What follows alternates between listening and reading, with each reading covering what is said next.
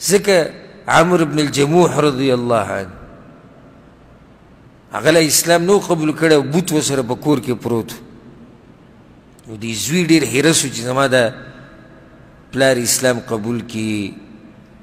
سعد بن معاذ رضی الله عنه د هغه سره ملګری شو. داسې نور یې څو ملګري وکړو نو د ده د بوت یې د شپې راواغېستو ګزار یې کړو بهر ته. سهار له چې هغه راپاسې بوت نه و نو بیا چې پسې وګرځېدو بهر پروت و صفا را صفای کړو بیا یې کېښو. بله ورځ هغوی بیا دا چلو کړو ده بیا راوړو صفا را صفای کړو کېښو. هغوی ورته دا خو چې دا ستا څنګه معبود دی چې دی بهر ته غذار کړی شي او په کچرو کې پروت وي. درېیم ورځو سره هغوی دا چلو کړو چې یو سپی مړ پروت و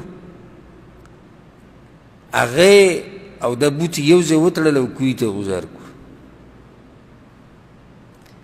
ده پسې ګرځېدو ګرځېدو چې شو هغه زموږ معبود چې وی که کوهي کې پروت دی. بس دغه ټیم کې الله د دې زړه ته دا خبره واچوله نو دې کوهي ته داسې ودرېد او وی په الله مې دې قسم وي که ته رښتینی معبود وی نن به ته د سپي سره نه وی پروت. ته ځان د دې نه نشي بچ کولی. هغه بس بیا کریمه د شهادت یې ووی او الله ورته اسلام نصیب